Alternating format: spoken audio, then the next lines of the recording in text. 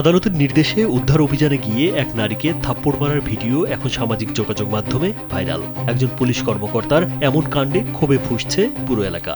মেয়েটার বাচ্চা আছে, মেয়েটার হাত ফাটাই লেছে। গেল বুধবার আদালতের নির্দেশে কাশিমনগর পুলিশ ফাঁড়ির এসআই মিজানুর রহমান নেতৃত্বে একদল পুলিশ হবিগঞ্জের মাধবপুর উপজেলার গাজীপুর গ্রামে একটি শিশুকে উদ্ধারে যায়। এ সময় পরিস্থিতি উত্তেজনাপূর্ণ হয়ে ওঠে, আর ঠিক তখনই সোনিয়া আক্তার নামের এক নারী ভিডিও করতে গেলে তাকে থাপ্পড় মারেন SI Mizan. Sensation classic strawberry ও কফি ভ্যারিয়েন্টে খালি বাঁচাও বাঁচাও মারলে দে। তখন আমি আয়া দিই অবস্থা সুনিয়ার আত্রা কাটতে লাইছে একবারই দেয় রড দিয়া পুলিশে। তখন আমি জিজ্ঞেস করলাম, স্যার আপনারা তো এটা বেআইনি কাজ করছেন, মহিলা পুলিশ আইনে ফিডন লাগে অন্যায় করলে, পুরুষ তো উড়ার কোনো ক্ষমতা নাই, আপনার ক্ষমতা দিছে নাকি? তখন আমার দ্বারা করছে, আমার দ্বারা করাইয়া আমার ছবি নিছে, ভিডিও করে নিছে।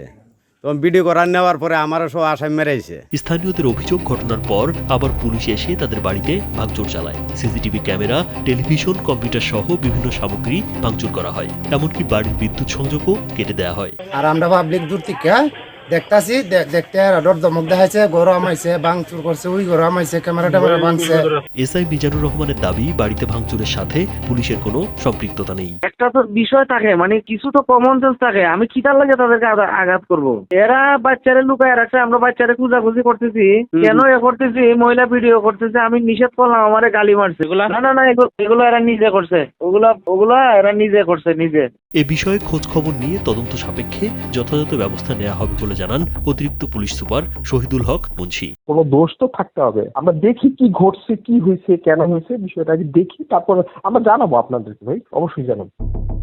রাজীব বিশ্বাস, কালবেলা।